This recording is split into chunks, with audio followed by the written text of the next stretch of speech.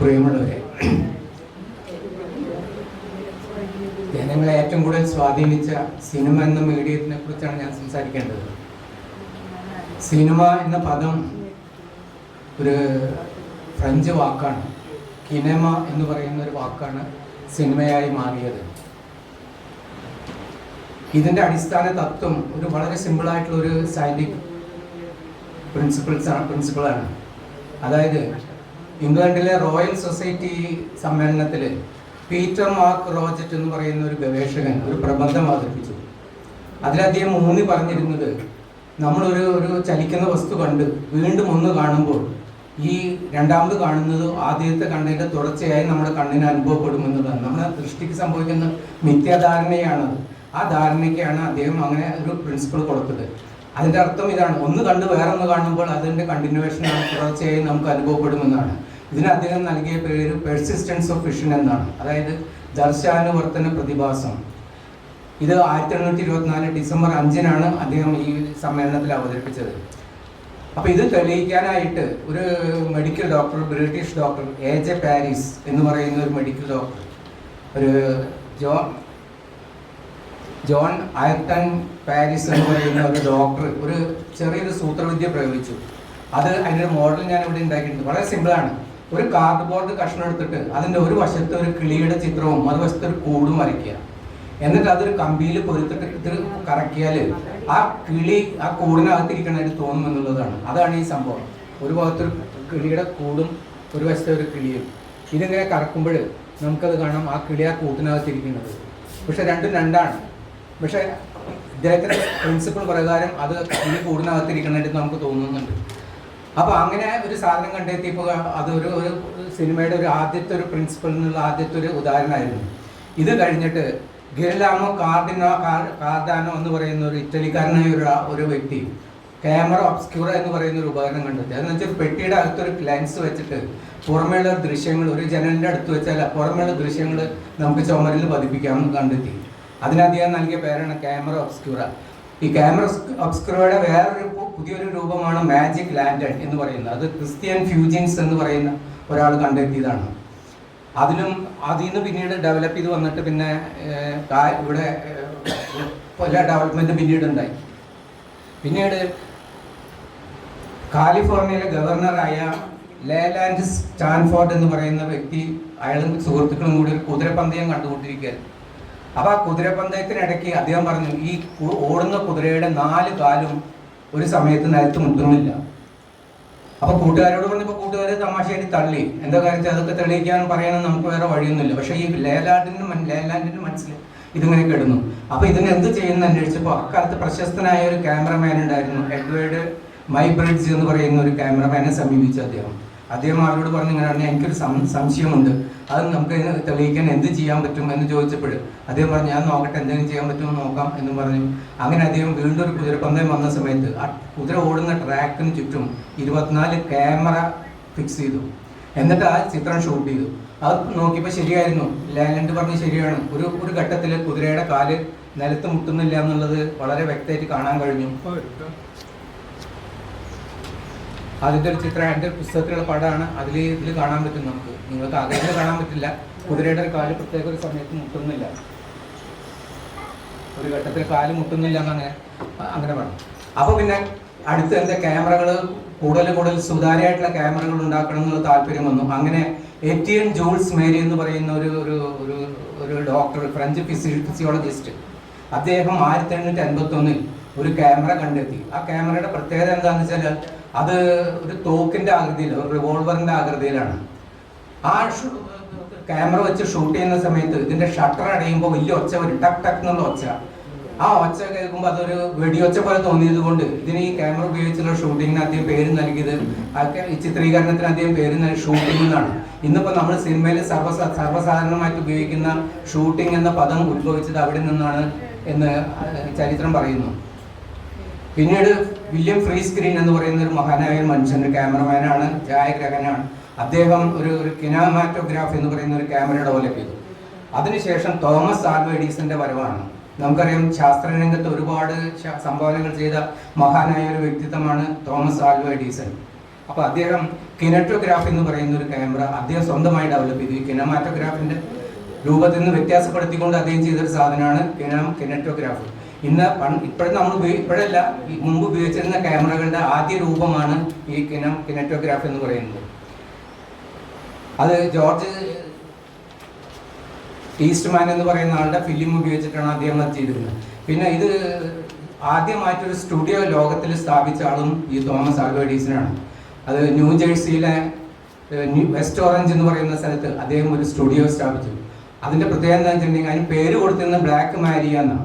ഈ ബ്ലാക്ക് മാരിയ എന്ന് പേര് വരാൻ കാരണം ഇതിൻ്റെ മുൻപ് ചുമരുകളും മേൽക്കൂരയും ഒക്കെ കറുത്ത കടലാസ് കൊണ്ട് പൊതിഞ്ഞിരുന്നു. ആകെ മൊത്തം കറുപ്പാണ്. അപ്പോൾ ഇങ്ങനെ കറുത്തൊരു രൂപത്തിലുണ്ടായിരുന്നുകൊണ്ട് അതിന് ബ്ലാക്ക് മാരിയ എന്ന് പേര് കൊടുത്തു. അപ്പോൾ അവിടെ വെച്ച് സ്റ്റുഡിയോ റെഡി. ഇനി ഷൂട്ട് ചെയ്യാൻ എന്ത് ചെയ്യണമെന്ന് ആലോചിച്ചിരുന്നു. എന്താണെന്നൊരു പിടിയില്ലാതെ വിഷമിച്ചിരിക്കുന്ന സമയത്ത് അവിടുത്തെ ഒരു ജോലിക്കാരൻ ഉണ്ടായിരുന്നു, ഒരു ഫ്രെഡ് ഓട്ട് എന്ന് പറയുന്ന ഒരു മനുഷ്യൻ. അദ്ദേഹത്തിൻ്റെ ഒരു അസുഖം എന്തായാലും ഏത് സമയം തുമ്മിക്കൊണ്ടിരിക്കും. അപ്പോൾ ഈ ഫ്രെഡ് ഓട്ടിൻ്റെ തുമ്മൽ ചിത്രീകരിക്കാമെന്ന് എന്ന് വിചാരിച്ചിട്ട് അവർ സ്റ്റുഡിയോകത്ത് ക്യാമറയൊക്കെ സെറ്റ് ചെയ്ത് ഫ്രെഡ് ഓട്ടിനെ മുമ്പിൽ കൊണ്ട് പിടിച്ച് നിർത്തി. എന്നിട്ട് തുമ്മാൻ നോക്കിയപ്പോൾ തുമ്മൽ വരുന്നില്ല. മൂക്കിപ്പൊടി കൊടുത്ത് വലിച്ചു നോക്കി, എന്നിട്ടും തുമ്മൽ വന്നില്ല. കുരുമുളക് വരെ പരീക്ഷിച്ചെന്നാണ് ചരിത്രത്തിൽ പറയുന്നത്. എന്നിട്ട് പോലും പുള്ളി തുമ്മില്ല. അപ്പോൾ എല്ലാവരും നിരാശയായിരിക്കുന്ന സമയത്ത് പെട്ടെന്ന് ഫ്രെഡ് ഓട്ട് ഒരു തുമ്മൽ തുമ്മി. ആ തുമ്മൽ പിന്നെ തുടർച്ചയായിട്ട് വന്നപ്പോൾ അത് റെക്കോർഡ് ചെയ്തു. അപ്പോൾ ചരിത്രത്തിൽ ആദ്യം റെക്കോർഡ് ചെയ്ത് ചരിത്രത്തിൽ രേഖപ്പെടുത്തിയ ഒരു സംഭവം ഈ ഫ്രെഡ് ഓട്ടിൻ്റെ തുമ്മലാണ്. അപ്പോൾ അവിടെ നിന്ന് അത് കഴിഞ്ഞ് പിന്നെ ക്യാമറയിൽ ഒരുപാട് ഡെവലപ്മെന്റ് പിന്നീട് മാറ്റങ്ങളുണ്ടായി. ക്യാമറകൾ പുതിയ രീതിയിലുള്ളത് വന്നു. അങ്ങനെ ഇരിക്കുമ്പോഴാണ് ചരിത്രത്തിലെ ആദ്യ സംഭവം നടക്കുന്നത്. അതായത് ലോകത്തിലെ ആദ്യത്തെ ചലച്ചിത്ര പ്രദർശനം. അത് സംഭവിക്കുന്നത് 1895 ഡിസംബർ 28-നാണ്. ലൂമിയർ ബ്രദേഴ്സ്, നിങ്ങൾക്ക് കേട്ടിട്ടുണ്ട് ലൂമിയർ ബ്രദേഴ്സ് എന്ന് പറയുന്നത്. ലൂയി ലൂമിയർ, അഗസ്ത ലൂമിയർ എന്ന് പറയുന്ന രണ്ട് സഹോദരന്മാരുടെ ഒരു ആൾക്കാരാണ് ഈ ലൂമിയർ. അവരുടെ ലൂമിയർ ഫിലിം എന്ന് പറയുന്ന ഒരു ഫിലിം അവർ പ്രദർശിപ്പിക്കാനായിട്ട് തീരുമാനിച്ചത് പാരീസിലെ ഗ്രാൻഡ് കഫേ എന്ന് പറയുന്ന ഒരു ഹോട്ടലിലാണ്, മുറിയിലാണ്. അപ്പോൾ അത് വളരെ സിമ്പിളായിട്ടുള്ള ഒരു ഫിലിമാണ്. കാര്യം അതിൻ്റെ അകത്ത് ഒരു കഥയോ മറ്റോ കാര്യങ്ങളോ ഒന്നുമില്ല.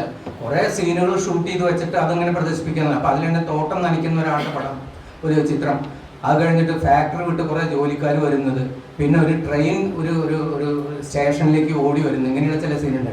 അപ്പോൾ ഈ ട്രെയിൻ സ്റ്റേഷനിലേക്ക് പാഞ്ഞു വരുന്നത് കണ്ടിട്ട് ഓഡിയൻസിനിടയിൽ ഇരുന്ന് കുറേ പേര് ബോധം കെട്ട് വീണു, കുറേ പേര് ജീവനും കൊണ്ട് പുറത്തേക്ക് ഓടിപ്പോയെന്നുണ്ട്. അന്നത്തെ സിനിമയുടെ ആ താതാത്മ്യം പ്രാപിക്കലിൻ്റെ ഒരു ഭാഗമായിട്ടാണ് നമ്മളിതിനെ കാണേണ്ടത്.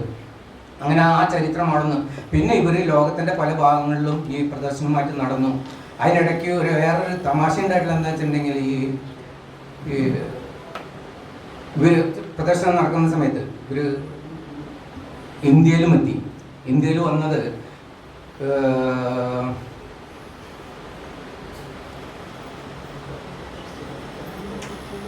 ബോംബെയിലെ വാട്സൺ ഹോട്ടലിൽ ഇതിൻ്റെ പ്രദർശനം അത് നടത്തിയത് 1896 ജൂലൈ 7-ാം തീയതി ആയിരുന്നു. അപ്പോൾ അങ്ങനെ ഇവിടെ വന്ന് ലോകത്ത് മുഴുവൻ സിനിമ എല്ലാവരും കാണാൻ തുടങ്ങി. എല്ലാവരും സിനിമ കണ്ടു. അങ്ങനെ സിനിമ കൂടുതൽ പുരോഗതിയിലേക്ക് നീങ്ങിക്കൊണ്ടിരിക്കും. അപ്പോഴാണ് സിനിമയ്ക്ക് ഒരു കഥ വേണം എന്നുള്ളൊരു അഭിപ്രായം വന്നത്. ഒരു കഥ അല്ലെങ്കിൽ ഒരു സംഭവത്തിന് ആധാരമാക്കിയുള്ള ഒരു സിനിമ വേണം എന്നുള്ളൊരു അഭിപ്രായം വന്നപ്പോഴാണ് എന്ത് ചെയ്യുന്നത് ആലോചിച്ചപ്പോഴാണ് ഈ ആൽഫ്രഡ് മോൺ, റോബർട്ട് വില്യം പോൾ എന്നീ രണ്ട് സംവിധായകർ കൂടിയിട്ട് ഒരു ചെറിയ സംഭവം എടുത്തിട്ട് സിനിമയാക്കാൻ തീരുമാനിച്ചു. അങ്ങനെയാണ് അത് ദി സോൾജിയേഴ്സ് കോർട്ട്ഷിപ്പ് എന്ന് പറയുന്ന സിനിമ. അത് 1896 വന്നതാണ്. അത് ചെറിയൊരു കഥയാണ്, ഒരു സംഭവമാണ്. ഒരു പാർക്ക്, അവിടെ ഒരു സ്ത്രീ ഇരിക്കുന്നു. അപ്പോൾ അവരുടെ അടുത്തേക്ക് ഒരു സോൾജിയർ വരുന്നു. അവർ തമ്മിൽ എന്ത് പറയുന്നു, വഴക്കാകുന്നു. പിന്നെ ഒടുവിലൊരു സ്നേഹത്തിൽ ഇവർ തമ്മിൽ കെട്ടിപ്പിടിക്കുന്നു. ഇത്രയുള്ള സീൻ. അതാണ് ആദ്യമായിട്ട് ചിത്രീകരിച്ചൊരു സിനിമ.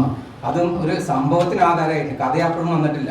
കഥ എന്ന് പറഞ്ഞിട്ട് ഒരു കഥയുടെ പശ്ചാത്തലത്തിൽ ഒരു ആദ്യമായിട്ടൊരു സിനിമ വരുന്നത് ഗ്രേറ്റ് ട്രെയിൻ റോബറി എന്ന് പറയുന്നൊരു ഹോളിവുഡ് ഫിലിമാണ്.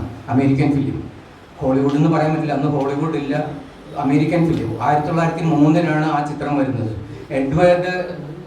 എഡ്വിൻ എസ് പോർട്ടർ എന്ന് പറയുന്ന ഒരു മനുഷ്യനാണ് അത് സംവിധാനം ചെയ്തത്. വളരെ നിസ്സാരമായിട്ടുള്ളൊരു കഥയാണ് അതിൻ്റെ. ഒരു ഗ്രാമത്തിൽ ഒരു റെയിൽവേ സ്റ്റേഷൻ, അവിടെ ഒരു സ്റ്റേഷൻ മാസ്റ്ററും ഒരു അസിസ്റ്റൻറ്റ് മാത്രമേ ഉള്ളൂ. അപ്പോൾ അവിടേക്ക് 2 കൊള്ളക്കാർ കടന്നു വന്നിട്ട് അവിടെ കൊള്ളയടിക്കാണ് സ്റ്റേഷൻ. അവിടെ ഉണ്ടായിരുന്ന പൈസ മുഴുവൻ എടുത്തുകൊണ്ട് പോയി. അപ്പോൾ അതിനു മുമ്പ് ഇയാളെ ഒരു കസേരയിൽ പിടിച്ച് കെട്ടിയിടുന്നുണ്ട് സ്റ്റേഷൻ മാസ്റ്ററെ. എന്നിട്ട് പൈസ എടുത്ത് പോവുകയാണ്. അത് കഴിഞ്ഞപ്പോഴാണ് ഈ സ്റ്റേഷൻ മാസ്റ്ററുടെ മകള് ഈ അച്ഛന് കഴിക്കാനുള്ള ഭക്ഷണമായിട്ട് സ്റ്റേഷനിലേക്ക് വരുന്നു. അപ്പോൾ അച്ഛനെ കെട്ടിരിക്കുന്നത് കണ്ടപ്പോൾ കയറൊക്കെ അഴിച്ചു വിട്ടപ്പോൾ അയാൾ വേഗം ഉടനെ പോലീസിനെ വിളിച്ചു. പോലീസ് വന്ന് ഇവരെ ഈ കള്ളന്മാരെ പിടികൂടി തിരിച്ച് സ്റ്റേഷനിൽ കൊണ്ടുവന്ന് പൈസയൊക്കെ തിരിച്ച് ഏൽപ്പിക്കുന്നു. ഇതാണ് കഥ. അതാണ് ലോകത്തിലെ ആദ്യത്തെ കഥാചിത്രം. പിന്നെ ആദ്യത്തെ ശബ്ദചിത്രം ലോകത്തിലെ. അപ്പോൾ അതിന് മുമ്പൊക്കെ നമ്മൾ ബ്ലാക്ക് ആൻഡ് വൈറ്റ് ആണ്, നിശബ്ദ സിനിമകളാണ്. ചിത്രങ്ങൾ കാണാം, പക്ഷെ ശബ്ദിക്കില്ല, എന്താ സംഭാഷണങ്ങളൊന്നും കേൾക്കാൻ പറ്റില്ല. അങ്ങനത്തെ ഫിലിം നിശബ്ദ ചിത്രങ്ങളായിരുന്നു. ആദ്യത്തെ ശബ്ദചിത്രം എന്ന് പറയുന്ന ലോകത്തിലെ ദി ജാസ് സിംഗർ എന്ന് പറയുന്ന ഒരു സിനിമയാണ്. ജാസ് സിംഗർ 1927 അത് പുറത്തു വന്നത്. അതിൽ വാർണർ ബ്രദേഴ്സാണ് അതിൻ്റെ നിർമ്മാതാക്കൾ. അതിലൊരു ഭാഗികമായിട്ട് മാത്രമേ സംഭാഷണം ഉണ്ടായിരുന്നുള്ളൂ. അതായത് അൽ ജോൾസൺ എന്ന് പറയുന്ന ഒരു മുഖ്യ കഥാപാത്രം വന്നിട്ട് സിനിമയുടെ ഇടയ്ക്ക് ഒരു മധ്യഘട്ടത്തിൽ വെച്ചിട്ട് ചോദിക്കുന്ന ഒരു വാചകമാണ്, ടൂട്ട് ടൂട്ട് സി എന്ന് പറയുന്ന ഗാനം കേൾക്കണം, ഇതൊക്കെ കേട്ടുള്ളൂ എന്ന് പറഞ്ഞിട്ട് ഗാനം വെക്കുന്നു. ഇത്രയാണ് അതിലുണ്ടായിരുന്ന സംഭാഷണം. അപ്പോൾ ഭാഗികമായിട്ട് മാത്രം വന്ന ആദ്യ സംഭാഷണ ചിത്രമാണ് ഈ ജാസ് സിംഗർ. മുഴുനീളം സംഭാഷണ ചിത്രം എന്ന് പറഞ്ഞ സിനിമ മുഴുവൻ സംഭാഷണമുള്ള ഒരു സിനിമ എന്ന് പറയാവുന്നത് ലൈറ്റ്സ് ഓഫ് ന്യൂയോർക്ക് എന്ന് പറയുന്ന ഒരു സിനിമയാണ്. അത് ബ്രയാൻ ഫോയ് എന്ന് പറയുന്ന ഒരാളുടെ ചിത്രമാണ്, സംവിധാനം ചെയ്ത ചിത്രമാണ്. വാർണർ ബ്രദേഴ്സാണ് അത് നിർമ്മിച്ചത്. അപ്പോൾ ബ്ലാക്ക് ആൻഡ് വൈറ്റ് ചിത്രങ്ങളിൽ നിന്ന് നിശബ്ദ ചിത്രങ്ങളിൽ നിന്ന് പിന്നെ ശബ്ദചിത്രങ്ങളിലേക്ക് സിനിമ പുരോഗമിച്ചു. അത് കഴിഞ്ഞപ്പോൾ പിന്നെ ബ്ലാക്ക് ആൻഡ് വൈറ്റ് ചിത്രങ്ങളായിരുന്നു ആ കാലഘട്ടത്തിലേക്ക് കൂടുതലുണ്ടായിരുന്നത്. അപ്പോൾ പിന്നെ അത് വർണ്ണത്തിന് ഒരു പ്രാധാന്യമുണ്ട്. അങ്ങനെ എന്തുകൊണ്ട് വർണ്ണ സിനിമകൾ നിർമ്മിച്ചുവിടാന്നുള്ള ചിന്ത വന്നപ്പോൾ സിനിമകൾ അങ്ങനെ നിർമ്മിക്കാമെന്നുള്ളൊരു ആശയം വന്നു. അങ്ങനെ വർണ്ണ ഫിലിംസ് ഉണ്ടാക്കിയവർ ഈസ്റ്റ്മാൻ തന്നെ കളർ ഫിലിം പുറത്തിറക്കി. ആ കളർ ഫിലിം ഉപയോഗിച്ച് ആദ്യം നിർമ്മിച്ച സിനിമ സില്ലി സിംഫണി എന്ന് പറയുന്ന ഒരു സിനിമയാണ്. അതായത് വാൾട്ട് ഡിസ്നി എന്ന് പറയുന്ന ഒരാളാണ് അമേരിക്കയിലെ. അദ്ദേഹത്തിൻ്റെ സില്ലി സിംഫണി 1932 ആ സിനിമ വരുന്നത്. അങ്ങനെ ലോക സിനിമ മാറി നിശബ്ദ ചിത്രങ്ങളിൽ നിന്ന് ശബ്ദചിത്രങ്ങളിലേക്കും ശബ്ദചിത്രങ്ങളിൽ നിന്ന് വർണ്ണചിത്രങ്ങളിലേക്കുമുള്ള ഒരു പരിവർത്തനം അവിടെ നടന്നു. അങ്ങനെ സിനിമ കൂടുതൽ പുരോഗമിച്ചു. പിന്നെ ഇന്ത്യൻ സിനിമയിലേക്ക് വന്നാൽ, ഇന്ത്യൻ സിനിമയിൽ നമുക്കറിയാം ദാദാ സാഹബ് ഫാൽക്കെ എന്ന് പറയുന്ന മനുഷ്യൻ, നമ്മുടെ ഇന്ത്യൻ സിനിമയുടെ പിതാവ്. ആ ഫാൽക്കെയുടെ പേരിലാണ് ഇപ്പോൾ ഒരു അവാർഡ് നമ്മൾ കൊടുക്കുന്നത്, ഫാൽക്കെ അവാർഡ് എന്ന്. സിനിമയിലെ ഏറ്റവും വലിയ അവാർഡാണ് അത്, ഫാൽക്കെ അവാർഡ്. ഈ ഫാൽക്കെ സിനിമ എടുക്കാൻ ഇറങ്ങി പുറപ്പെട്ട് അദ്ദേഹത്തിൻ്റെ ആദ്യ സിനിമ രാജ ഹരിചന്ദ്രൻ എന്ന് പറയുന്ന ഒരു സിനിമയാണ്. 1913 പ്രദർശനത്തിനെത്തിയതാണ്. ഈ രാജ ഹരിചന്ദ്രയിലെ അദ്ദേഹത്തിൻ്റെ ഭാര്യയായിട്ട് അഭിനയിക്കാൻ ഒരു സ്ത്രീനെ അന്വേഷിച്ച് നടന്നപ്പോൾ ഒറ്റ മനുഷ്യർക്കും സിനിമയിലേക്ക് വരാൻ താല്പര്യം ഉണ്ടായിരുന്നില്ല. എന്നിട്ട് അവർ ഈ പ്രോസ്റ്റിറ്റ്യൂട്ട്സിനെ, വേശ്യകളെ സമീപിച്ചിട്ട് അവരെ കുറേ പേരെ ആരെങ്കിലും വരാനെങ്കിലും താല്പര്യമുണ്ടോ എന്ന് അന്വേഷിച്ചപ്പോൾ അവർ നികൃഷ്ടമായിട്ടുള്ള ഒരു കാര്യമായിട്ടാണ് സിനിമയിൽ അഭിനയിക്കുക കണ്ട് അങ്ങനെ അദ്ദേഹത്തെ അവിടെ നിന്ന് തഴഞ്ഞു എന്നൊക്കെ പറഞ്ഞൊരു കഥയൊക്കെ പറയുന്നുണ്ട് ചരിത്രത്തിൽ. എന്നിട്ട് പിന്നെ യാതൊരു ലക്ഷ്യമില്ലാതെ ഒരു സലൂൺ ഗൈ എന്ന് പറയുന്ന ഒരു മനുഷ്യനെ, ഒരു പുരുഷനെ ഈ സ്ത്രീയുടെ വേഷം കെട്ടിച്ചിട്ടാണ് ദാദാ സാഹബ് ഫാൽക്കെ ഈ കഥാപാത്രത്തിനെ അവതരിപ്പിച്ചത് എന്ന് പറയുന്നു. പിന്നെ ആദ്യ ചിത്രം അതാണ്. പിന്നെ അത് കഴിഞ്ഞിട്ട് പിന്നെ വർണ്ണ സിനിമ ശബ്ദചിത്രം വന്നു. ആദ്യത്തെ ശബ്ദചിത്രം വന്ന് 1931 ആലം ആര എന്ന് പറയുന്ന ഒരു സിനിമയാണ്. അത് ആർദേശി ഇറാനിയുടെ ഒരു സിനിമയാണ്. അത് മെജസ്റ്റിക് തിയേറ്ററിലാണ് ആദ്യമായിട്ട് പഠിച്ചത്. ഇമ്പീരിയൽ ഫിലിം കമ്പനി, ഈ ആർദേശി ഇറാനിയുടെ നിർമ്മാണ കമ്പനിയാണ് അത് നിർമ്മിച്ചത്. പിന്നെയാണ് അപ്പോൾ ഇന്ത്യൻ സിനിമയും സംസാരിക്കാൻ തുടങ്ങി. പിന്നെ ശബ്ദചിത്രങ്ങളും കഴിഞ്ഞു, പിന്നെ വർണ്ണചിത്രങ്ങളിലേക്ക് വരാൻ തുടങ്ങി. ആദ്യ വർണ്ണചിത്രം എന്ന് പറയുന്നത് സൈരന്ധ്രി എന്ന് പറയുന്ന ഒരു സിനിമയാണ്. വി ശാന്താറാം ഒരുപാട് നല്ല സിനിമകൾ നമുക്ക് സംഭാവന ചെയ്ത വി ശാന്താറാം സിനിമയാണ് ഈ സൈരന്ധ്രി. 1933 അത് പുറത്തു വരുന്നത്. പക്ഷെ അതിന് ഇന്ത്യയിലത്തെ ആദ്യത്തെ വർണ്ണചിത്രമായിട്ട് കൊടുക്കാൻ പല ചലച്ചിത്ര പ്രവർത്തകരും തയ്യാറായില്ല. അതിനൊരു കാരണം പറഞ്ഞത്, 2 കാരണങ്ങൾ അതിന് പറഞ്ഞത്. ഒന്ന്, ഇതിലെ ക്യാമറമാൻ ഒരു ഫോറിനറായിരുന്നു, ഒരു വിദേശിയായിരുന്നു. രണ്ടാമത്, ഇത് പ്രോസസ്സ് ചെയ്തതും പ്രിൻ്റ് എടുത്തതും വിദേശത്തായതുകൊണ്ട് ആ സിനിമയ്ക്ക് ഈ ഇന്ത്യയിൽ നിർമ്മിച്ച സിനിമയുടെ അവാർഡ് കൊടുക്കാൻ പറ്റില്ല എന്ന് അത് മാറ്റി നിർത്തിയിട്ട് കിസാൻ കന്യ എന്ന് പറയുന്ന ഒരു സിനിമയ്ക്കാണ് ആ പദവി കൊടുത്തത്. അതായത് കിസാൻ കന്യ ആർദേശി ഇറാനിയാണ് നിർമ്മിച്ചത്. സംവിധാനം ചെയ്തത് ബി മോത്തി എന്ന് പറയുന്ന ഒരു സംവിധായകനാണ്. അത് വന്നത് 1937 ആ സംഭവം. അപ്പോൾ 1937 നമ്മുടെ സിനിമ വർണ്ണങ്ങളിലേക്ക് കടന്നു. അങ്ങനെ സിനിമ പുരോഗമിച്ചു. ഇനി നമ്മുടെ മലയാള സിനിമയിലേക്ക് വന്നാൽ ആദ്യ ഫീച്ചർ ഫിലിം എന്ന് പറയാവുന്നത് വിഗതകുമാരൻ. നമുക്കറിയാം 1928 ഈ JC Daniel, Joseph Chellaiah Daniel അദ്ദേഹം നിർമ്മിച്ച ചിത്രമാണ് വിഗതകുമാരൻ. അതിലും ഇതുപോലുള്ള ഒരു പ്രശ്നം ഉണ്ടായിരുന്നു. ഈ ഈ ഇതിൽ അഭിനയിക്കാൻ ഒരു നടീനെ തേടി നടന്ന സമയത്ത് ഒറ്റ മനുഷ്യനും തയ്യാറായില്ല, ഒരാളെയും കിട്ടിയില്ല. അങ്ങനെ അന്വേഷണം നടന്ന ഒടുവിൽ റോസി എന്ന് പറയുന്ന ഒരു പട്ടികജാതി വർഗത്തിൽപ്പെട്ട ഒരു സ്ത്രീനെ, ദളിത് സ്ത്രീനെ കിട്ടി. അവരെ അഭിനയിപ്പിച്ചു. എന്നിട്ട് അങ്ങനെ സിനിമാ പ്രദർശനത്തിന് വന്നു. ആദ്യ ദിവസമൊന്നും പ്രശ്നം ഉണ്ടായിരുന്നില്ല. 2-3 ദിവസം പടം ഓടിക്കഴിഞ്ഞപ്പോൾ ആൾക്കാരൊക്കെ പ്രശ്നങ്ങളാക്കി. അത് തിയേറ്ററിൽ ഈ സ്ക്രീനിലേക്ക് കല്ല് വലിച്ചെറിയാനും ബഹളം ഉണ്ടാക്കാനൊക്കെ തുടങ്ങിയപ്പോൾ ആ സിനിമ നിർത്തി പോണ്ടി വന്നു. അപ്പോൾ അങ്ങനെ ഒരു ചരിത്രം, ഫാൽക്കയുടെ കാലത്തുണ്ടായിരുന്ന ചരിത്രം മലയാളത്തിൻ്റെ ചരിത്രത്തിലേക്ക് അത് ആവർത്തിക്കുന്ന ഒരു കഥ ഈ സിനിമയുടെ ചരിത്രം പറയുന്നുണ്ട്. പിന്നെയാണ് നമ്മൾ ആദ്യത്തെ സംസാര ചിത്രം. ഇതിപ്പോൾ നിശബ്ദ ചിത്രമായിരുന്നു, വിഗതകുമാരൻ. അത് കളരിപ്പയറ്റും ഇപ്പം ഈ ജയസി ഡാനിയലിൻ്റെ മകനും പുള്ളിയൊക്കെയാണ് അതിൽ അഭിനയിച്ചത് കൂടുതലും. പിന്നെ കുറച്ച് നാട്ടുകാരും ഈ റോസിയെ പോലുള്ള കുറച്ച് ആൾക്കാരും, ആ ഒരു സ്ത്രീ ഉണ്ടായിരുന്നു. അപ്പോൾ അത് നിശബ്ദ ചിത്രമായിരുന്നു. സംസാരിക്കുന്ന ചിത്രം, ആദ്യ സംസാര ചിത്രം എന്ന് പറയാവുന്നത് എസ് നൊട്ടാണി എന്ന് പറയുന്ന ഒരു മനുഷ്യൻ്റെ ബാലൻ എന്ന് പറയുന്ന ഒരു സിനിമയാണ്. 1938 വന്നത്. അത് സേലത്തെ മോഡേൺ തിയേറ്റേഴ്സാണ്. അന്ന് കാലത്തൊക്കെ ഈ തമിഴ്നാട്ടിൽ ഉണ്ടായിരുന്ന സിനിമകൾ നിർമ്മാണ കമ്പനികളാണ് കേരളത്തിലും മലയാളത്തിലൊക്കെ സിനിമ നിർമ്മിക്കാൻ രംഗത്ത് വന്നത്. നമുക്ക് സ്വന്തമായൊരു സിനിമ പ്രൊഡക്ഷൻ കമ്പനി അന്ന് ഉണ്ടായിരുന്നില്ല. പിന്നീട് നമ്മുടെ വർണ്ണചിത്രം വന്നു, ആദ്യത്തെ വർണ്ണചിത്രം. അത് കണ്ടം വെച്ച കോട്ട് എന്ന് പറയുന്ന ഒരു സിനിമയാണ്. അതും ഈ മോഡേൺ തിയേറ്റേഴ്സിൻ്റെ സിനിമയാണ്.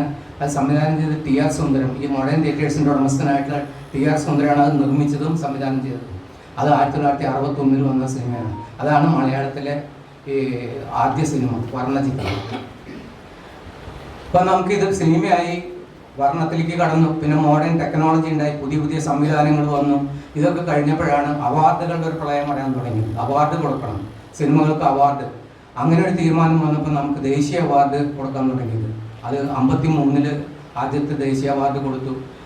54 നമുക്ക് മലയാളത്തിനൊരു ദേശീയ അവാർഡ് കിട്ടിയത് ഒരു രജത കമലം, അതായത് സിൽവർ ലോട്ടസ് എന്ന് പറയുന്ന സാധനം. അത് ആദ്യമായി തൃശ്ശൂരിലേക്ക് എത്തിച്ചത് രാമു കാര്യട്ടും പി ഭാസ്കര മാഷും കൂടി സംവിധാനം ചെയ്ത നീലക്കുയിൽ എന്ന് പറയുന്ന ഒരു സിനിമയാണ്. ഉറൂബിൻ്റെ ഒരു കഥയെ അടിസ്ഥാനമാക്കി നിർമ്മിച്ച ഒരു സിനിമയാണ് നീലക്കുയിൽ. അതാണ് ആദ്യമായിട്ട് ഒരു ദേശീയ അവാർഡ് നമ്മുടെ ജില്ലയ്ക്ക് സമ്മാനിച്ചത്. പിന്നീട് അതിനുശേഷം പിന്നെ പലർക്കും കിട്ടി ദേശീയ ഇത് രജത കമലം കിട്ടി. പിന്നീട് ഒരു സുവർണ കമലം എന്ന് പറയുന്നത് ഗോൾഡൻ ലോട്ടസ്. അതായത് ഈ സുവർണ കമലം ഈ ദേശീയ അവാർഡിൽ 10, 60, 65 അവാർഡ് കൊടുക്കുന്നുണ്ട് വിവിധ കാറ്റഗറിയിലായിട്ട്. പക്ഷേ ഈ സുവർണ കമലം ആകെ 9 കാറ്റഗറിക്ക് മാത്രമേ സുവർണ കമലം കൊടുക്കാറുള്ളൂ. ബാക്കി എല്ലാത്തിനും രജത കമലാണ്, അതായത് വെള്ളി മെഡൽ.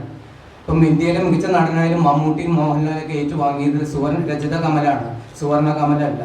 മികച്ച സംവിധായകൻ മലയാള ചിത്രം മലയാളത്തിൽ നിന്നുള്ള മലയാള ചിത്രത്തിന് കൊടുക്കുന്ന ദേശീയ അവാർഡ് രജത കമലാണ്, സുവർണ കമലല്ല. സുവർണ കമല് ഒരു ഇന്ത്യയിലെ ഏറ്റവും മികച്ച ഒരു ചിത്രത്തിന്, അതാണ് ബെസ്റ്റ് ഫീച്ചർ ഫിലിം, അതിനാണ് ഒരു അവാർഡ്. രണ്ടാമത് കുട്ടികൾക്കുള്ള ഒരു ചിത്രം നിർമ്മിച്ച സംവിധായകനും പ്രൊഡ്യൂസർക്കും ഒരു ഗോൾഡൻ ലോട്ടസ് കിട്ടാറുണ്ട്. പിന്നെ കലാമേന്മയും ജനപ്രീതിയുമുള്ള സിനിമ, മികച്ച സംവിധായകൻ, ബെസ്റ്റ് ഡയറക്ടർ. പിന്നെ ഒരു സംവിധായകൻ്റെ ആദ്യത്തെ ഒരു മികച്ച സിനിമയ്ക്ക്, അത് ഡെബ്യൂ ഫിലിം, അതിനും ഈ ഗോൾഡൻ ലോട്ടസ് കൊടുക്കാറുണ്ട്. പിന്നെ നോൺ ഫീച്ചർ വിഭാഗത്തിലാണെങ്കിൽ മികച്ച കഥേതര നോൺ ഫീച്ചർ ഫിലിമിനൊരു അവാർഡുണ്ട്. അത് ഡോക്യുമെൻ്ററി ആവാം, ഷോർട്ട് ഫിലിം ആവാം. പിന്നെയുള്ളത് ഒരു സംവിധായകൻ്റെ ഡെബ്യൂ ഫിലിമിനാണ് ഒരു ഗോൾഡ് മെഡൽ കൊടുക്കുന്നത്.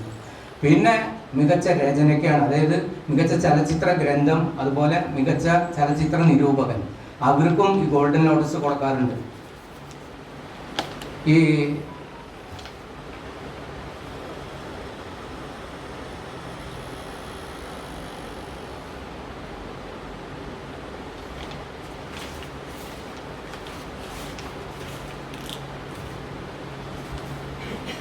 ഇതിൽ ദേശീയ അവാർഡ് ആദ്യം കൊണ്ടുവന്നത് നമ്മൾ സുവർണ കമല ആദ്യം കൊണ്ടുവന്ന് രാമു കാര്യട്ടും പി ഭാസ്കരനാണെന്ന് നമ്മൾ രാമു കാര്യട്ട് എന്ന് പറഞ്ഞു. ചെമ്മീനിൽ 65 ആദ്യമായിട്ട് നമുക്ക് മലയാളത്തിന് ദേശീയ അവാർഡ് സുവർണ കമലം നമുക്ക് കിട്ടുന്നത് ചെമ്മീനിനാണ് 65. അതിനുശേഷം രണ്ടാമത് ദേശീയ അവാർഡ് കിട്ടിയത് ഭാഗ്യവശമുള്ള എന്താണെന്ന് ഞാൻ പറയില്ല, രണ്ടാമത്തെ അവാർഡ് തൃശ്ശൂരിലേക്ക് കൊണ്ടുവന്നത് ഞാനാണ്. സിനിമയുടെ MTയുടെ സിനിമകളെ കുറിച്ചുള്ള നിരൂപണ ഗ്രന്ഥത്തിന് ആത്മനിന്ദയുടെ പൂക്കൾ എന്ന് പറയുന്ന പുസ്തകത്തിനാണ് 91 മികച്ച ഗ്രന്ഥത്തിനുള്ള അവാർഡ്. അതാണ് തൃശ്ശൂരിലേക്ക് കിട്ടിയ രണ്ടാമത്തെ അവാർഡ്. മൂന്നാമത്തെ അവാർഡ് ഇതുപോലെ ചലച്ചിത്ര നിരൂപകനാണ്.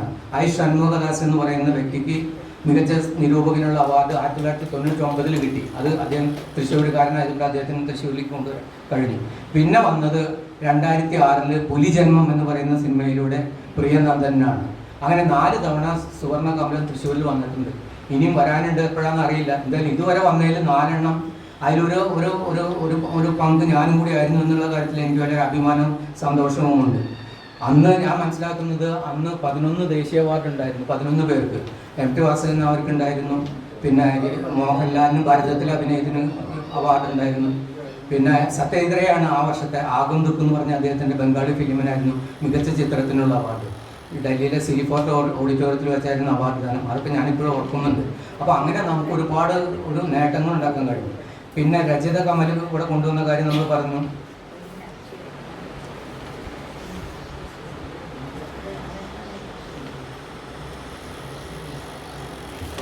പിന്നെ തൃശ്ശൂരിലെ ഈ ചലച്ചിത്ര സംരംഭത്തിൻ്റെ തുടക്കത്തിൽ നമ്മൾ പറയേണ്ട കുറച്ച് കാര്യങ്ങളുണ്ട്. അതിൽ ഒന്നും പറയാനുള്ളത്, ഈ അപ്പൻ തമ്പുരാൻ്റെ ഭൂതരായർ എന്ന് പറയുന്ന ഒരു സിനിമ, ഒരു നോവല് സിനിമയാക്കാനൊരു ശ്രമം ഇവിടെ നടന്നിരുന്നു. അത് തിരക്കഥയൊക്കെ എഴുതി കാര്യങ്ങളൊക്കെ ചർച്ച ചെയ്ത് കുറേ ദിവസം ചർച്ചയും റിഹേഴ്സലൊക്കെ ആയിട്ട് ഇവിടെ നടന്നെങ്കിലും ആ ഫിലിം നടന്നില്ല. എന്തോ കാരണം കൊണ്ട് അത് ഈ നടക്കാതെ പോയൊരു പ്രോജക്റ്റാണ് ഈ ഭൂതരായർ. അത് വന്നിരുന്നെങ്കിൽ മലയാളത്തിലെ 2ാമത്തെ ശബ്ദ ചിത്രമാകുമായിരുന്നു ഈ ഭൂതരായർ. അതിൽ അന്ന കാലത്ത് അഭിനയിക്കാനായിട്ട് തിരഞ്ഞെടുത്ത തിക്കൃഷി സുകുമാരൻ നായരും എസ് പി പിള്ളയും പിന്നീട് മലയാള സിനിമയിൽ വലിയ ചരിത്രം സൃഷ്ടിച്ച നടന്മാരായി മാറി. പിന്നീട് ഒരു തൃശ്ശൂർക്കാരൻ്റെ ഒരു പങ്കാളിത്തം നമുക്ക് പറയാവുന്നത് നിർമ്മല എന്ന് പറയുന്ന സിനിമയിലെ 1948 അതിൻ്റെ തിരക്കഥ സംഭാഷണം രചിച്ച പുത്തഴുത്ത് രാമമേനോനാണ്. അദ്ദേഹം തൃശ്ശൂർക്കാരനാണ്. അത് സംവിധാനം ചെയ്ത് പി വി കൃഷ്ണയ്യർ എന്ന് പറയുന്നവരാണ്. ഈ നിർമ്മലയിലാണ് ഈ പിന്നണി ഗാന സമ്പ്രദായം ആദ്യമായിട്ട് പരിചയപ്പെടുത്തിയത്. മുൻപൊക്കെ ഈ അഭിനേതാക്കൾ തന്നെ പാടി അഭിനയിക്കുന്ന രംഗത്ത് വരുന്ന രീതിയാണ് ഉണ്ടായിരുന്നത്. പാട്ടുകാരെ വിളിച്ചിട്ട് സംഗീതം നൽകി പാട്ട് എഴുതിച്ച് അത് ട്യൂൺ ചെയ്ത് അത് ഗായകരെ കൊണ്ട് അല്ലെങ്കിൽ ഗായികരെ കൊണ്ട് പാടിച്ച് അത് പിന്നെ സിനിമയിലേക്ക് മിക്സ് ചെയ്യുന്ന ഒരു പരിപാടി ആദ്യമായിട്ട് കൊണ്ടുവന്നത് ഈ നിർമ്മല എന്ന് പറയുന്ന ഒരു സിനിമയാണ് 1948. പിന്നീട് ന്യൂസ് പേപ്പർ ബോയ് എന്ന് പറയുന്ന ഒരു ന്യൂ വേവ് ഫിലിം എന്ന് പറയാവുന്ന ഒരു സിനിമയാണ്. അതിന് മുമ്പ് നീലക്കുയിൽ 54 ഇറങ്ങിയിരുന്നു. പക്ഷെ അത് ന്യൂ വേവിൻ്റെ പദവിയിൽ വരില്ല. പക്ഷെ ന്യൂ വേവ് പദവിയിൽ വരുന്ന ഒരു സിനിമ എന്ന് എനിക്ക് തോന്നുന്നത് ഈ ന്യൂസ് പേപ്പർ ബോയ് ആണ്, പി രാമദാസിൻ്റെ. അത് അദ്ദേഹത്തിൻ്റെ തന്നെ ഒരു കമ്പോസിറ്റർ എന്ന് പറയുന്ന ഒരു കഥയുടെ പശ്ചാത്തലത്തിൽ നിർമ്മിച്ച സിനിമയാണ്. ഇതിൽ രസം എന്ന് വെച്ചാൽ ഇത് മുഴുവൻ ഈ കോളേജ് സ്റ്റുഡൻസ് എഴുതുന്ന കാലത്തുണ്ടായിരുന്ന വിദ്യാർത്ഥികളാണ് നിർമ്മിച്ച ഒരു സിനിമ എന്നുള്ള നിലയ്ക്കാണ് അതിന് ഏറ്റവും വലിയ പ്രസക്തി. അതിൽ പ്രവർത്തിച്ച എല്ലാവരും വിദ്യാർത്ഥികളുണ്ട്. ഗാനം രചിച്ചവരും സംഗീതം നൽകിയവരും അഭിനയിച്ചവരും പിന്നെ വേറെ കുറച്ച് പുതിയ ആൾക്കാർ പുറമെ നിന്നുള്ള കുറച്ച് ആൾക്കാരുണ്ടായിരുന്നു. ബാക്കി അതിൻ്റെ അണിയറയിൽ പ്രവർത്തിച്ചത് മുഴുവൻ കോളേജ് വിദ്യാർത്ഥികളായിരുന്നു. ഒരു വേറിട്ട സിനിമ എന്ന് നമുക്ക് പറയാവുന്നതാണത്. അപ്പോൾ അങ്ങനെ തൃശ്ശൂരിന് ഒരുപാട് മഹത്വങ്ങൾ പറയാനുണ്ട്. പിന്നെ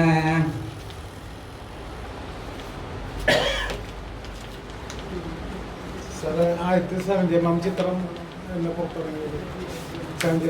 70mm മലയാളത്തിലൊരു പുരാണ വടക്കംപാട്ട് കഥയാണ്. പടയോട്ടം. ഹൃദയം ഒരു സിനിമ റിലീസായിട്ടില്ല. സിനിമ റിലീസായിട്ടില്ല. 2 വർഷത്തെ പഴക്കമുണ്ടെന്നാണ്. അല്ല, ഹൃദയം ഒരു ക്ഷേത്രമാണ്. നെഞ്ചിലൊരാലയത്തിന്റെ തമിഴ് സിനിമയുടെ റീമേക്കാണ് ഈ ഹൃദയം ഒരു ക്ഷേത്രം. അത് വന്നിട്ട് മധും വന്നു. അതിലെ പാട്ടുകളൊക്കെ വളരെ പോപ്പുലർ ആയിരുന്നില്ല. അല്ല, ഇറങ്ങിയിട്ടുണ്ട്. മധുവും ശ്രീവിദ്യക്കായിരുന്ന 2 നായകൻ, പിന്നെ രാഘവനും, അങ്ങനെ 3 പേരായിരുന്നു ആ മുഖ്യ കഥാപാത്രങ്ങളെ അവതരിപ്പിച്ചത്. അത് നെഞ്ചിലൊരാലയം എന്ന് പറഞ്ഞൊരു തമിഴ് സിനിമയുണ്ട്. അതിന്റെ റീമേക്കായിരുന്നു അത്. മംഗളം നേരുന്നു ഞാൻ, അതൊക്കെ അതിലുള്ളതാണ്. വളരെ പ്രശസ്തപ്പെട്ട ഇറങ്ങിയിട്ടുണ്ട് പടം. അല്ല, അത് വേറെ. അത് ബിച്ചു തിരുമല എഴുതിയ പാട്ടാണ്. അത് അല്ല, അത് ഇറങ്ങിയിട്ടില്ല. പടം ഇറങ്ങിയിട്ടില്ല. ഇല്ല. അത് ഹൃദയം ഒരു ക്ഷേത്രമല്ല. കാരണം നമുക്ക് ഇന്ററാക്ഷൻ നമുക്ക് സമയമുണ്ട്. ഇത് അദ്ദേഹം അവസാനിപ്പിച്ചോട്ടെ, അത് കഴിഞ്ഞിട്ട് നമുക്ക് ഇനി എനിക്കൊരു കാര്യം തോന്നുന്നത്, ഈ തൃശ്ശൂർ ജില്ലയിൽ നിന്നുള്ള സിനിമയുടെ വിവിധ മേഖലയിൽ പ്രവർത്തിക്കുന്ന ആൾക്കാരുടെ ഒരു പട്ടിക നമുക്കൊന്ന് നോക്കാമെന്ന് തോന്നുന്നു. അല്ലേ, ആരൊക്കെയാണ് ഓരോ മേഖലയിൽ ഉണ്ടായിരുന്നത്, ആരൊക്കെ എന്തൊക്കെയായിരുന്നു എന്നുള്ളത്. അതിലിപ്പോൾ ആദ്യം നമ്മൾ എടുത്താൽ സംവിധായകരുടെ പക്ഷത്തു നിന്ന് സംവിധായകരുടെ പേര് നോക്കുമ്പോൾ നമുക്ക് കണ്ടെത്താൻ കഴിയുന്ന കുറച്ച് പേരുകളുണ്ട്. ഒന്ന് P Ramadas, Ramu Kariat, JD Thottan, P Venu, O Ramadas, Padiyan, Pavithran, Ambili, KR Mohanan, PT Kunju Muhammad, Anthikad Mani, Joseph Vattoli, K Gopinathan, Kamal, Priyanandanan, Lal Jose, Pramod Pappan, Omar Lulu, Anoop Sathyan, Babu Narayanan. Babu Narayanan ഇവിടെയുള്ള ആളല്ല, പക്ഷെ കുറേ കാലമായിട്ട് ഇപ്പോൾ തൃശ്ശൂരിലാണ് താമസം. അദ്ദേഹം അടുത്ത് മരിക്കുകയും ചെയ്തിട്ടുണ്ട്. സത്യനന്ദിക്കാട് അത് വേറൊരു ഗ്രൂപ്പിൽ പറയുന്നതുകൊണ്ട് മാറ്റി വെച്ചതാണ്. പിന്നെ നിർമ്മാതാക്കൾ Shobhana Parameswaran Nair, David Kachappilly, R Mohanan, Good Knight Mohan, അദ്ദേഹത്തിൻ്റെ സഹോദരൻ R Raju, K N Sasidharan, Sandra Thomas, M K Suryaprakash. പിന്നെ നിർമ്മാതാക്കളും നിർമ്മാതാവും ആണ് പറയുന്നത്. അവർ എറണാകുളത്താണ് താമസം, പക്ഷേ ഒറിജിനൽ തൃശ്ശൂരാണെന്ന് പറഞ്ഞത്. നിർമ്മാതാവും സംവിധായകനുമായിട്ടുള്ള ഒരാളാണ് PA ബക്കർ, അദ്ദേഹത്തിൻ്റെ. പിന്നെ നിർമ്മാതാവും നടനുമായി മാറിയിട്ടുള്ള ആൾക്കാർ ബഹദൂർ, ഇന്നസെന്റ്, അറ്റ്ലസ് രാമചന്ദ്രൻ. സംവിധാനം ഗാനരചന നിർവഹിച്ച ആൾക്കാർ P രാമദാസ്, നിറമാലയിലെ ഗാനങ്ങൾ അദ്ദേഹമാണ് 2 പാട്ട് എഴുതിയത്. പിന്നെ യൂസഫ് അലി കേച്ചേരി, സത്യനന്ദിക്കാട്, P ഭാസ്കരൻ. നിർമ്മാതാവ്, സംവിധായകൻ, തിരക്കഥാകൃത്ത്, ആ 3 കാറ്റഗറിയിലും പെടുന്ന 2 പേരുണ്ട്, രഞ്ജിത്ത് ശങ്കറും KN ശശിധരനും. സംവിധാനം കലാസംവിധാനം നിർവഹിച്ചിരുന്ന ആൾക്കാർ PN മേനോൻ, ഭരതൻ, അമ്പിളി. തിരക്കഥാ രചയിതാവ് ഉത്തഴത്ത് രാമമേനോൻ, DM പൊറ്റക്കാട്, മൊയ്തു പടിയത്ത്, മാനി മുഹമ്മദ്, ശശിധരൻ നടുവിൽ, PK ഭരതൻ, റഫീഖ്. പിന്നെ സംഗീത സംവിധാനം നിർവഹിച്ച ആൾക്കാർ അത് ഒരാളെ ഉള്ളൂ, അത് ഭരതനാണ്. ഭരതൻ താഴ്വാരം, കേളി, കാതോട് കാതോരം മുതലായ സിനിമകളൊക്കെ സംഗീതം.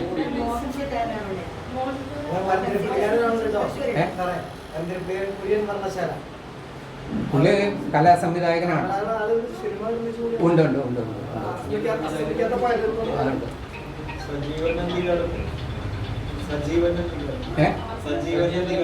സജീവൻ അന്തിക്കാട് അത് സംവിധാനത്തിൽ വരുന്നുണ്ട്. തിരക്കഥയിൽ അത് വരും. പറഞ്ഞു PT കുഞ്ഞമ്മദ് പറഞ്ഞു, KR മോഹനം പറഞ്ഞു. പിന്നെ തിരക്കഥയും അഭിനയം ഉണ്ടായിരുന്ന ഒരാളാണ് മാടമ്പ കുഞ്ഞുകുട്ടൻ. സംവിധാനം അഭിനയം നടത്തിയിട്ടുള്ള 2 പേര് സിദ്ധാർത്ഥ് ഭരതനും രാമു കാര്യാട്ട് രമണനിലും മണിമുഴക്കം എന്ന് പറഞ്ഞ സിനിമയിലൊക്കെ അഭിനയിച്ചിട്ടുണ്ട് രാമു കാര്യാട്ട്. പിന്നെ PT കുഞ്ഞുമുഹമ്മദ്, അദ്ദേഹം 4 സിനിമകളിലെ നായകനായിട്ട് അഭിനയിച്ച ആളാണ്. പിന്നെയുള്ളത് ഗാനരചയിതാക്കളാണ്. അതിൽ P ഭാസ്കരനുണ്ട്, R നമ്പ്യാർ, കാൽപ്പാടുകളുടെ ഗാനരചന നിർവഹിച്ച ആളാണ്. Yusuf Ali Kecheri, Mullanezhi, Nattika Sivaram, Chowalloor Krishnankutty, Koorkenchery Sugathan, Ravi Vilangan, Sachidanandan Puzhankara, MD Rajendran, Rafeeq Ahmed, Thrissur Biju, Arumukhan Venkitangu, GK Pallath. ഇത്രയും പേര് ഗാനരചനയിൽ അവരെ പ്രാധാന്യം. ഹരിനാരായണൻ അത് വിട്ടുപോയതാണ്, BK ഹരിനാരായണൻ. പിന്നെ സംഗീത സംവിധായകരിൽ KJ ജോയ്, A രാമചന്ദ്രൻ, പ്രതാപ് സിംഗ്, മോഹൻ സിത്താര, ഔസേപ്പച്ചൻ, ജോൺസൺ, വിദ്യാധരൻ, മെജോ ജോസഫ്. ഗായകരിൽ P ജയചന്ദ്രൻ, ഉണ്ണിമേനോൻ, പ്രദീപ് സോമസുന്ദരം, കലാഭവൻ മണി, KK, മധു ബാലകൃഷ്ണൻ, അഫ്സൽ, വിധു പ്രതാപ്, ഫ്രാങ്കോ. ഗായികമാരിൽ ശാന്ത P നായർ, മച്ചാട് വാസന്തി, സതി, ബോംബെ സിസ്റ്റേഴ്സ്, ആശാജി മേനോൻ, ഗായത്രി അശോകൻ, ജോത്സ്ന രാധാകൃഷ്ണൻ, മെറിൻ ഗ്രിഗറി, ഉഷാരവി ഇവിടെയാണെങ്കിലും കൊല്ലത്തായിരുന്നു. ജനറൽ പിക്ചേഴ്സ് രവിയുടെ ഭാര്യയായിട്ട് കൊല്ലത്താണ് താമസം. ഒറിജിൻ തറവാടൊക്കെ തൃശ്ശൂരിലാണ്. ഗാനാലാപനം അഭിനയം അത് ഒരാളുണ്ടായിരുന്നുള്ളൂ നമുക്ക്, കലാഭവൻ മണിയാണ്. പിന്നെ ഛായാഗ്രാഹകർ EN ബാലകൃഷ്ണൻ, ബിപിൻ മോഹൻ, കെന്നത്ത് സൈലസിൻ്റെ പുതിയ ഛായാഗ്രാഹകനാണ്. ചിത്രസന്നിവേശകർ അത് editors K Narayanan, Venugopal, Sooraj ES, Akhil Prakash. ശബ്ദലേഖകർ ജസ്റ്റിൻ ജോസ്, ജയദേവൻ ചക്കാടത്ത്. നൃത്ത സംവിധാനം E മാധവൻ തൃശ്ശൂരാണെങ്കിലും പിന്നീട് കുറേ കാലം ദീർഘകാലം അദ്ദേഹം മദ്രാസിലാണ്. അവിടെ വെച്ചാണ് അദ്ദേഹത്തിൻ്റെ മരണം നടന്നത്. ഇനി നടന്മാരിൽ വന്നാൽ Premji, Oduvil Unnikrishnan, TG Ravi, CI Paul, Ramankutty, CK Pappy, Balakrishnan Nair, Sudheer, Kattoor Balan, P Raghavamenon, NF Varghese, Jose Pellissery, Devan, PC George, VK Sreeraman, Shankar, Anand Mahadevan, Mala Aravindan, Kalamandalam Geethanandan, Idavela Babu, Innocent, Biju Menon, Irshad Ali, Joju George, Rajendran EA, Santhosh, Sivaji Guruvayur, Aboobacker, Joy Mathew, Sreenath, Santhosh Jogi, Sreejith Ravi, Narain, Sunil Sugatha, Suresh Krishna, Vijeesh Vijayan, IM Vijayan, Harisree Asokan, Lishoy, Sadiq, doctor Kalady Namboothiri, Jayaraj Warrier, Madhu Warrier, Kalabhavan Navas, Niyas Backer, Unni Mukundan, Tovino Thomas, Shine Tom Chacko, RLV Ramakrishnan, Rahul Ravi, Dev Mohan, Ansal Paul, Jijoy, Noushad Chavakkad, Venu Machad, Nelson K Gafoor, അവരൊക്കെ പുതിയ നടന്മാരാണ്. പിന്നെ ഇനി നടികളാണ്. നടികളിൽ Kodungallur Ammaniyamma, Bharathi Menon, Kamaladevi, Urmila Unni, Sreelatha Namboothiri, Sheela, KR Vijaya, Sudhachandran, Ramadevi, M Thankamani, Thrissur LC, Aloor LC, Philomina, Geetha Vijayan, Valsala Menon, Lena, Lakshmi Priya, Renuka Menon, സംയുക്ത വർമ്മ, വാണി വിശ്വനാഥ്, മഞ്ജു വാര്യർ, ഭാവന, കൃപ, രചന നാരായണൻകുട്ടി, മല്ലിക, ഗോപിക, റിമ കല്ലിങ്കൽ, വന്ദന മേനോൻ, അപർണ ബാലമുരളി, ഗായത്രി R സുരേഷ്, അതിഥി രവി, സിന്ധു മേനോൻ, മാളവിക വെയിൽസ്, ദിവ്യപ്രഭ, പ്രിയപ്രകാശ് വാര്യർ, അനുപമ പരമേശ്വരൻ, ലിയോണ ലിഷോയ്, സാനിയ ബാബു, മിനി അരുൺ, മാളവിക, ജ്യോതി കൃഷ്ണ, മഹിമ, വിസ്മയ, വിദ്യ വിജയകുമാർ, ലക്ഷ്മി നക്ഷത്ര, വരദ, ബേബി മാളവിക നായർ, ഒവിയ, ജയശ്രീ ശിവദാസ്, സബീന ജോസ്. പിന്നെ ചലച്ചിത്ര നിരൂപകർ ആയുഷാൻ മുഖദാസ്, നീലൻ, ഞാൻ, CS വെങ്കടേശ്വരൻ, വേലപ്പൻ ആലപ്പാട്ട്, റാഫി തോട്ടം, അത്രയും ചലച്ചിത്ര നിരൂപകരും തൃശ്ശൂരിൽ നിന്നുണ്ടായിരുന്നു. അങ്ങനെ വലിയൊരു കോൺട്രിബ്യൂഷൻ തൃശ്ശൂർ ജില്ലയ്ക്ക് മലയാള ചലച്ചിത്ര വേദിക്ക് നൽകാൻ കഴിഞ്ഞിട്ടുണ്ടെന്നുള്ള കാര്യത്തിൽ യാതൊരു സംശയമില്ല. ഇവരൊക്കെ പല രീതിയിലും അംഗീകരിക്കപ്പെട്ടിട്ടുണ്ടെന്നുള്ളതും നമുക്കൊക്കെ അഭിമാനിക്കാവുന്നൊരു കാര്യമാണ്. എന്തായാലും തൃശ്ശൂരിൻ്റെ ഈ സംഭാവന ചലച്ചിത്ര ലോകത്തിന് വിപുലമാണ്, നമുക്ക് അഭിമാനിക്കാവുന്ന യാതൊരു സംശയമില്ല. അപ്പോൾ അത്രയും കാര്യങ്ങൾ നിങ്ങളുടെ മുമ്പിൽ ബോധ്യപ്പെടുത്താൻ എനിക്കൊരു അവസരം തന്ന ഇതിൻ്റെ ഭാരവാഹികളോട് ഞാൻ പ്രത്യേകം നന്ദി രേഖപ്പെടുത്തുന്നു. എല്ലാവർക്കും ഒരിക്കൽ കൂടി നന്ദി, നമസ്കാരം.